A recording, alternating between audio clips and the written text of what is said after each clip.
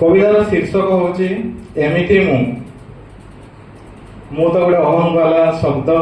किंतु एठी मु टिके अलगा बोली शिशिर सार कहले तो सही कथा मु पढ़िया चाहूँगी। मु एमिति फूल जहा केबे बासेनी मु एमिति सकाळ जेउठी कोइली गाएनी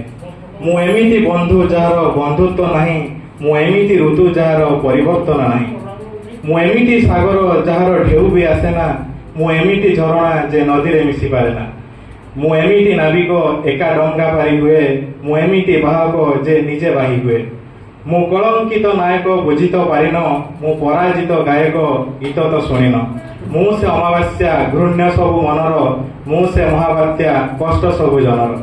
मु एमिति पुस्तक जहा मलाटरू बछा जाए मु एमिति कविता जहा शीर्षकरू पढ़ा जाए मु एपरी वाक्य जहार किसी अर्थ नहीं मु एपरी शब्द जहार कौनसी मूल्य नहीं मु एमिति चढ़ई जे बसा केबे बांधिनी मु एमिति लड़ई जहा जीता केबे जाइनी मु एमिति संग्राम बिना अस्त्र शस्त्रर मु एमिति मरम बिना किसी कहानीर मु एमिति पसंद जहाकू जीवन चाहिनी मु एमिति बासंद जहाकू दुनिया भी रखिनी मु सेही लुह झरे खाली वर्षा समय रे मु सेही मुह सुंदर ही भंगा आईना रे मु एमिति पूजा जहा श्मशान रे पाए मु एमिति अर्चना जहार विश्वास न थाए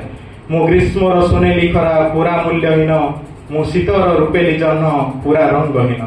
मु सेही सज फूल सकाळे ही झड़ी जाए मु सेही जीवन मूल सदा अचिन्ना हुए मु सेही मेघ जहा मरुभूमि रे बरसे मु सेही दिग जहा केबे भी न दिसे मु एमिति हृदयटीए केही भल पाइनी मु एमिति जंत्रणा केबे केही बुझिनी